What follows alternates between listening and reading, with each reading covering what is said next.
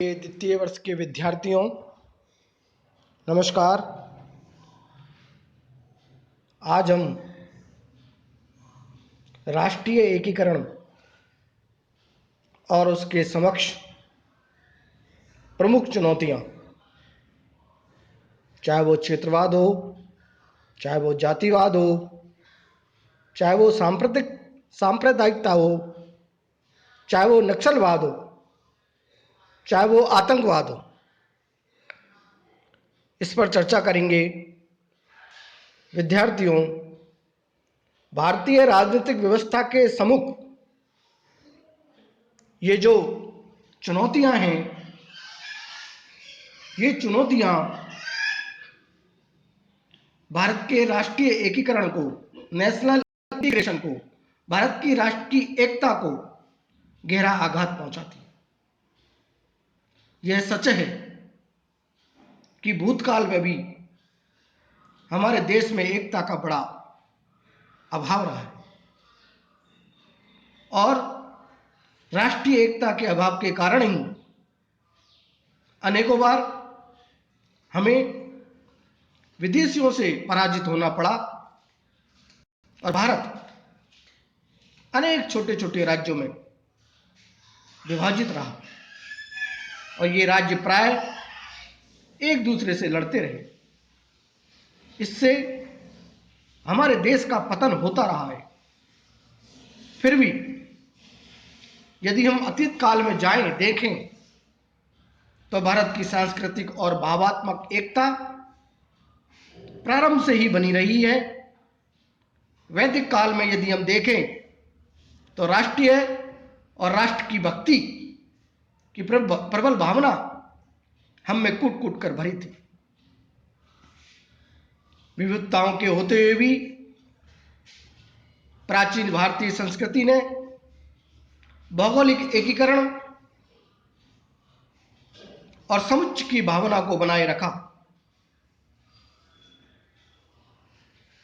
यहां की कोटि कोटि जनता के मन में भारत की भौगोलिक एकता का गहरा संस्कार था और हमारी सांस्कृतिक विविधताओं को स्वीकार किया। लेकिन अंग्रेजी शासन काल में भारत की राष्ट्र की एकता को गहरा आघात पहुंचा। फूट डालो और राज करो की नीति के कारण हमारी राष्ट्रीय एकता भंग हुई और अंग्रेज अधिकारियों ने पक्षपात और प्रोत्साहन से देश का विभाजन करवाया।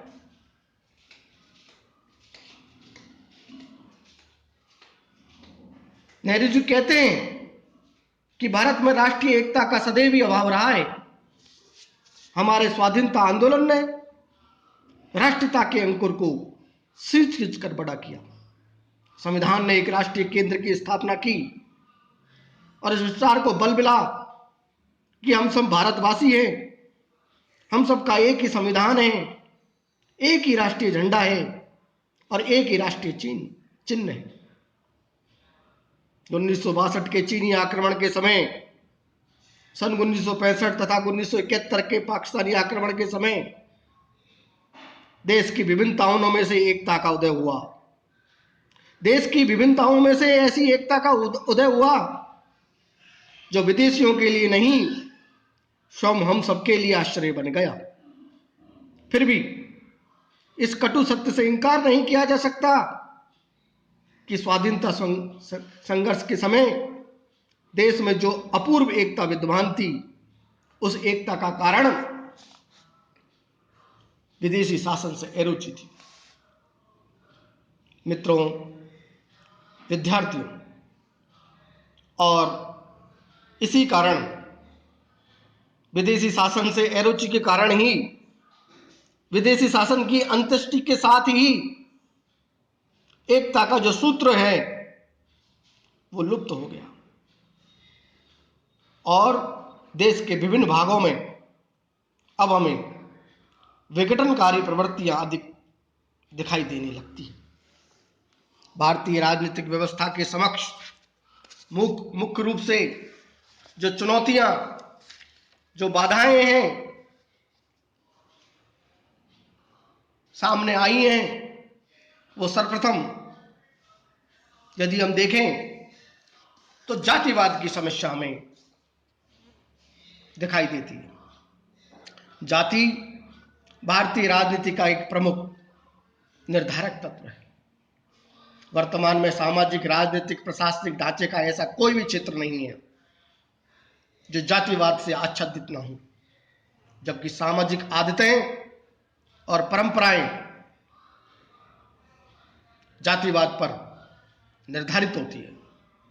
तथापि निर्वाचन में भी उम्मीदवारों का चयन जाति में ध्यान में रखकर किया जाता है। गैर कानूनी होते हुए भी जाति के आधार पर मतदाताओं से अपील की जाती है। प्रशासन में भी जातीय आकर्षण, भाई भतीजावाद हमें बहुत ज्यादा दिखाई देता है। भारत में जाति एवं राजनीतिक परस्पर घनिष्ठ रूप से संबंधित हैं, एक दूसरे को प्रभावित करते हैं और राजनीति में जमने के लिए शक्ति की चूंकि आवश्यकता होती है और शक्ति के लिए संगठनों का सहारा लेना पड़ता है तथा जाति संगठन, जाति संरचना स्वयं में एक शक्तिशाली संगठन है, इसलिए राजनीति को जाति का सहारा लेना ही पड़ता है। विद्यार्थियों, मित्रों, भारत में भिन्न भिन्न समुदायों में जाति पर आधारित आरक्षण की जो नीति है उसमें सद्भावना का विकास नहीं किया, बल्कि जातीय कटुता को जन्म दिया है।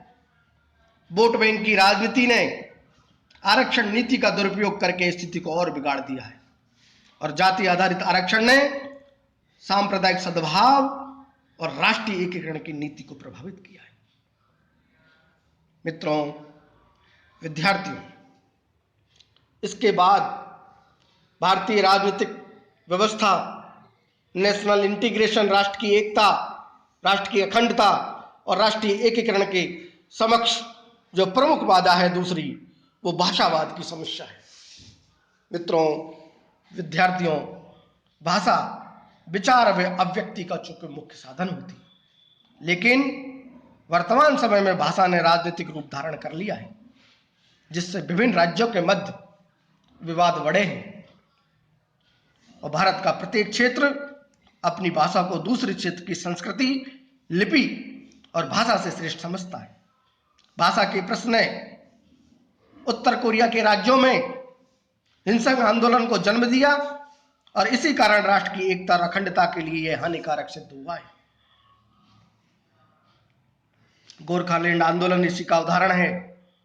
भाषा के आधार पर जो पृथकतावाद धीरे धीरे पनप रहा है उसे रोका जाना चाहिए। मित्रों, भाषावाद की इस प्रमुख समस्या के बाद राष्ट्रीय एकीकरण के समक्ष जो तीसरी प्रमुख चुनौती है वो क्षेत्रवाद की समस्या है। भारतीय राजनीति में क्षेत्रवाद की भावना राज्य की तुलना में किसी क्षेत्र विशेष प्रतीक के प्रति जो लगाव है उसको प्रदर्शित करती है और क्षेत्रवाद आज भारत के राजनीतिक व सामाजिक जीवन में घर कर गया है और निकट भविष्य में भी भारतीय राजनीति में इस प्रवृत्ति से मुक्ति का कोई चिन्ह दिखाई नहीं देता। कहने का तात्पर्य है कि आने वाले समय में भी क्षेत्रवाद की राजनीति चलती ही रहेगी और क्षेत्रवाद की प्रक्रिया कई आयामों वाली एक अत्यंत जटिल और मिश्रित व्यवस्था है जो एक साथ ही एक समय में भौगोलिक, आर्थिक, सांस्कृतिक, राजनीतिक और मनोवैज्ञानिक के रूप को धारण किए हुए। विद्यार्थियों, भारत में क्षेत्रवाद का जो उदय है उसकी जो जड़ें हैं वो भारत के नागरिकों के मन में और मस्तिष्क में है। हर व्यक्ति किसी न किसी रूप में दोहरे व्यक्तित्व को प्रस्तुत करता है और उसमें राष्ट्रवादी और उपराष्ट्रवादी दोनों ही प्रवृत्तियां देखने को मिलती है। उपराष्ट्रवादी प्रवृत्ति स्वाभाविक रूप से राष्ट्रवादी प्रवृत्ति से पहले आती है। भारत की राजनीतिक व्यवस्था और विकास की प्रक्रिया में यह अपरिहार्य तथ्य है। कई बार यह प्रक्रिया अत्यंत गंभीर रूप धारण कर लेती है और इसका प्रयोग पृथकतावादी अथवा देश के अहित में किया जाने लगता है। नागालैंड हो चाहे मिजोरम हो, दोनों ही क्षेत्रों के जो आंदोलन हुए हैं, गोरखालैंड की जो मांग की आंदोलन हुआ है, असम में बोडो का जो आंदोलन है, पंजाब में खालिस्तान की जो मांग उठी थी, आतंकवाद की जो भयावहता हमें देखने को मिलती है, जम्मू कश्मीर में समय समय पर जो स्वतंत्रता के नारे लगाए जाते हैं, वो क्षेत्रवाद की प्रवृत्ति का ही विकृत रूप है। मित्रों, विद्यार्थियों, इस क्षेत्रवाद की समस्या के बाद इसी के परिणाम स्वरूप जो अलगाववाद और पृथकतावाद की हमें समस्या दिखाई देती है, वो भी राष्ट्र की एकीकरण को चुनौती देती है। क्षेत्रतावाद की राजनीति कभी कभी भारतीय संघ में किसी राज्य के पृथक होने की मांग को लेकर आगे आती है और कभी संघ के अंतर्गत एक नवीन राज्य के निर्माण की बात करती है, तो वह पृथकतावाद को जन्म देती है। चाहे वो स्वतंत्र द्रविड़ नाथ गणराज्य की स्थापना की मांग हो, चाहे वो पूर्वोत्तर राज्यों में पृथकतावादी आंदोलन हो, चाहे वो जम्मू कश्मीर में बढ़ते अलगाववाद की प्रवृत्ति हो।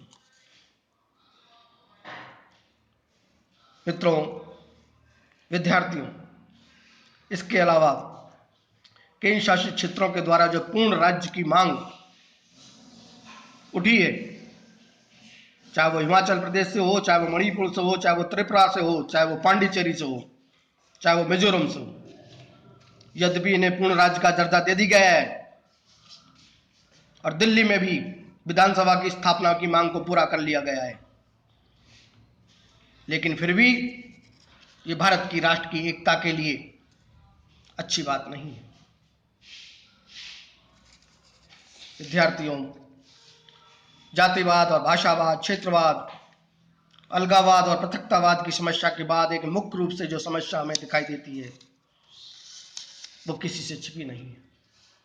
आतंकवाद भारत के लिए एक चुनौती है, गहरी चुनौती है। क्षेत्रवाद और पृथकवाद के तहत विभिन्न राजनीतिक दलों के द्वारा जो आंदोलन की राजनीति का सहारा लिया जाता है, इसके तहत वे सरकार के विरुद्ध जो प्रदर्शन करते हैं, बंद करते हैं, भारत बंद करते हैं, बहिष्कार करते हैं, हड़ताल करते हैं, अनशन आदि का आयोजन करते हैं। जब कभी आंदोलन की राजनीति असफल हो जाती है तो वह हिंसा का रूप धारण कर लेती है, जो आगे चलकर आतंकवाद के रूप में परिणत हो जाता है। भारत में राजनीतिक व्यवस्था के सम्मुख आतंकवाद की समस्या फन फैलाए खड़ी है। भारत में अनेक आंदोलन, आतंकवादी आंदोलन हुए और अभी भी चल रहे हैं। बंगाल का नक्सलवादी आंदोलन, असम का बोडोलैंड आंदोलन, उल्फा पाकिस्तान का जो खालिस्तान आंदोलन चला था, वो किसी से छिपा नहीं।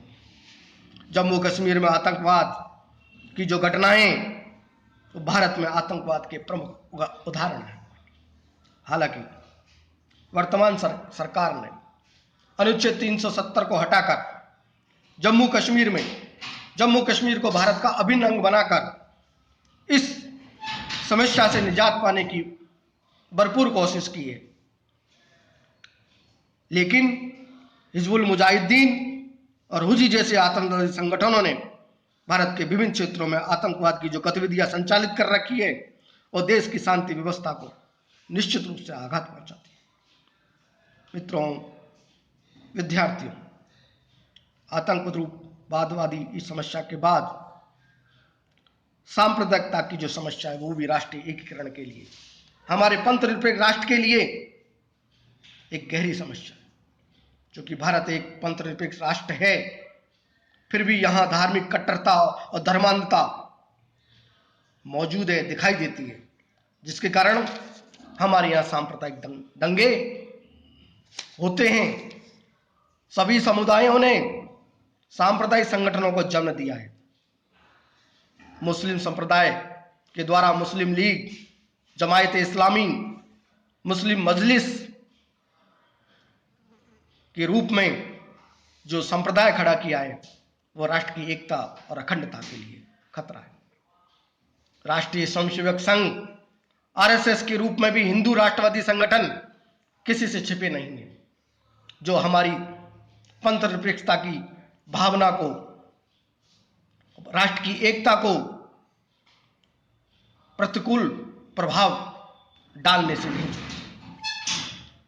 मित्रों, विद्यार्थियों, इस प्रकार हमने भारतीय राजनीतिक व्यवस्था के समक्ष जो प्रमुख चुनौतियां हैं उन पर हमने विस्तार से चर्चा की। मित्रों, अगली वीडियो में हम पुनः एक नए टॉपिक के साथ उपस्थित होंगे। तब तक के लिए धन्यवाद।